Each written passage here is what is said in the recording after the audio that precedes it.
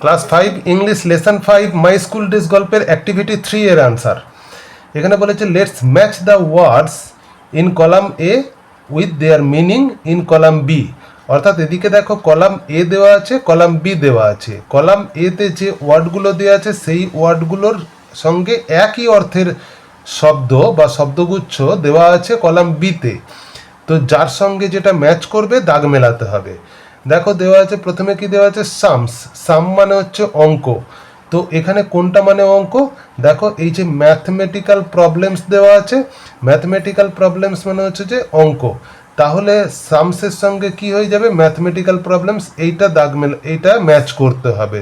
আমরা এর পাশে এ লিখে দিলাম, তার মানে হচ্ছে যে সামসটার সঙ্গে হয়ে যাবে ম্যাথমেটিক্যাল প্রবলেমস।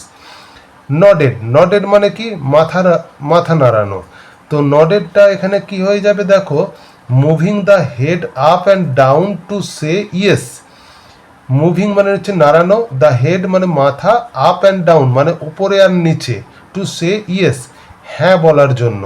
অর্থাৎ লেখকের বানানগুলো এবং অঙ্কগুলো যখন দেখছিলেন টিচার, তখন মাথাটা ওপর নিচে নাড়াচ্ছিলেন। দেখবে আমরা মাথা ওপর নিচে নাড়ালে বোঝাই আমরা যে হ্যাঁ, মানে আমার সাথে তাতে সম্মতি আছে, অর্থাৎ ঠিক বলেছ। সারাউন্ডেড মানে হচ্ছে চারপাশে ঘেরা। এটা কি হয়ে যাবে না, এনসার্কেলড। এনসার্কেলড মানেও চারপাশে ঘেরা, অর্থাৎ এটা হয়ে যাবে অপশান সি হয়ে যাবে এটা। আচ্ছা, ফরেইনার মানে কি, ফরেইনার মানে হচ্ছে বিদেশি। বিদেশি ইংরেজি কি, দেখো someone who belongs to another country. তো অন্য দেশ থেকে, কান্ট্রি মানে দেশ, সামওয়ান মানে কেউ একজন, হু বিলংস টু অ্যানাদার মানে অ্যানাদার কান্ট্রি মানে অন্য দেশ।